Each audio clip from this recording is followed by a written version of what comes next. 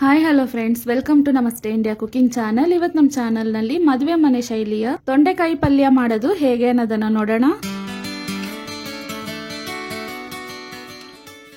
ಅರ್ಧ ಕೆಜಿ ತೊಂಡೆಕಾಯಿಯನ್ನ ತೊಳೆದು ಒಂದರಲ್ಲಿ 4 ಪೀಸ್ಗಳನ್ನಾಗಿ ಕಟ್ ಮಾಡಿದೀನಿ. ಇದನ್ನ ಒಂದು ಕುಕ್ಕರ್ ನಲ್ಲಿ ಹಾಕ್ತಾ ಇದ್ದೀನಿ.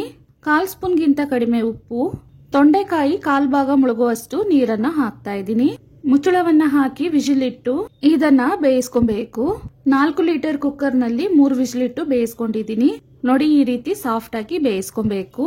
ನೀರಿನಿಂದ ಸಪರೇಟ್ ಆಗಿ ಇದನ್ನ ತೆಗೆದಿಟ್ಟಿದ್ದೀನಿ.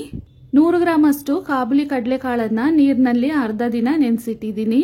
ಇದನ್ನ ಒಂದು ಕುಕ್ಕರ್ ನಲ್ಲಿ ಹಾಕಿ ಕಾಳು ಮುಳುಗುವಷ್ಟು ನೀರನ್ನ ಸೇರಿಸಿ ಸ್ವಲ್ಪ ಉಪ್ಪನ್ನ ಹಾಕಿ ವಿಜಿಲ್ ಇಟ್ಟು ಈ ರೀತಿ ಸಾಫ್ಟ್ ಆಗಿ ಬೇಯಿಸ್ಕೊಂಡಿದ್ದೀನಿ.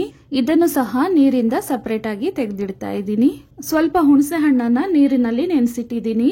ಒಂದು ಪ್ಯಾನ್ ನಲ್ಲಿ 8 ಬ್ಯಾಡಗಿ ಮೆಣಸಿನಕಾಯನ್ನ ಹಾಕಿದ್ದೀನಿ. ನಿಮ್ಗೆ ಇನ್ನು ಖಾರ ಜಾಸ್ತಿ ಬೇಕಂದ್ರೆ ಇದ್ರ ಜೊತೆಗೆ 4 ಗುಂಟೂರು ಒಣಮೆಣಸಿನಕಾಯನ್ನ ಹಾಕಬಹುದು.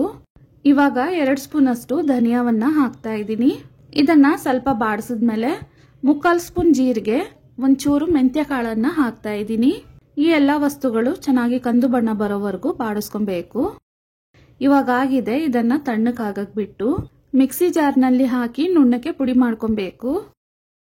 ಇದ್ರ ಜೊತೆಗೇನೆ ಒಂದು ಚಿಕ್ಕ ಕಪ್ಪಷ್ಟು ತುರಿದ ತೆಂಗಿನಕಾಯನ್ನ ಹಾಕ್ತಾ ಇದ್ದೀನಿ. ಇದನ್ನ ನೀರೇನೋ ಹಾಕ್ದೇನೆ ಸ್ವಲ್ಪ ರುಬ್ಕೊಬೇಕು. ನೋಡಿ, ಈ ರೀತಿ ರುಬ್ಕೊಂಡಿದ್ದೀನಿ. ಇದನ್ನ ಒಂದ್ ಕಡೆ ಹಾಗೆ ಇಡೋಣ. ಪ್ಯಾನ್ ನಲ್ಲಿ 3 ಚಿಕ್ಕ ಸೌಟಷ್ಟು ಎಣ್ಣೆಯನ್ನ ಹಾಕ್ತಾ ಇದ್ದೀನಿ. ಎಣ್ಣೆ ಚೆನ್ನಾಗಿ ಬಿಸಿ ಆದ್ಮೇಲೆ ಅರ್ಧ ಸ್ಪೂನ್ ಸಾಸಿವೆ ಚೆನ್ನಾಗಿ ಸಿಡಿದಾದ್ಮೇಲೆ 1 ಕಡ್ಡಿ ಕರಿಬೇವಿನ ಸೊಪ್ಪನ್ನ ಹಾಕ್ತಾ ಇದ್ದೀನಿ. ಇದ್ರ ಜೊತೆಗೇನೆ 1/4 ಸ್ಪೂನ್ ಅರಿಶಿನದ ಪುಡಿ, 1/4 ಸ್ಪೂನ್ ಗಿಂತ ಕಡಿಮೆ ಇಂಗು ಮತ್ತು ರುಬ್ಬಿರುವ ಕಾಯಿ ಮಸಾಲೆಯನ್ನ ಹಾಕ್ತಾ ಇದ್ದೀನಿ. ಇದನ್ನ 1 ನಿಮಿಷದವರೆಗೂ ಬಾಡಿಸ್ಬೇಕು. ಮಸಾಲೆಗೆ ಬೇಕಾಗಿರುವಷ್ಟು ಉಪ್ಪನ್ನ ಮಾತ್ರ ಹಾಕ್ತಾ ಇದ್ದೀನಿ.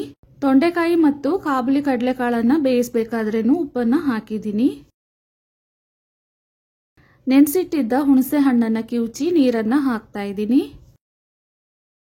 ಮಸಾಲೆ ರುಬ್ಬಿರುವ ಜಾರ್ನಲ್ಲಿ ಸ್ವಲ್ಪ ನೀರನ್ನ ಹಾಕಿ ಅದನ್ನು ಸಹ ಇದರಲ್ಲಿ ಹಾಕ್ತಾ ಇದ್ದೀನಿ.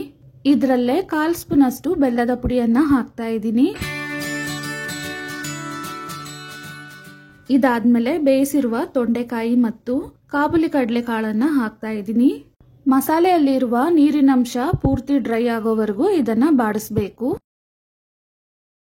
ನೋಡಿ, ಈ ರೀತಿ ಡ್ರೈ ಮಾಡ್ಕೊಬೇಕು. ಮದುವೆ ಮನೆ ಶೈಲಿಯ ತೊಂಡೆಕಾಯಿ ಪಲ್ಯ ಇವಾಗ ರೆಡಿ ಆಗಿದೆ. ವೀಕ್ಷಕರೇ, ಈ ವಿಡಿಯೋ ನಿಮ್ಗೆ ಇಷ್ಟ ಆಗಿದ್ದರೆ ನಮ್ಮ ಚಾನಲ್ ಅನ್ನ ಲೈಕ್ ಮತ್ತು ಸಬ್ಸ್ಕ್ರೈಬ್ ಮಾಡಿ. ಧನ್ಯವಾದಗಳು.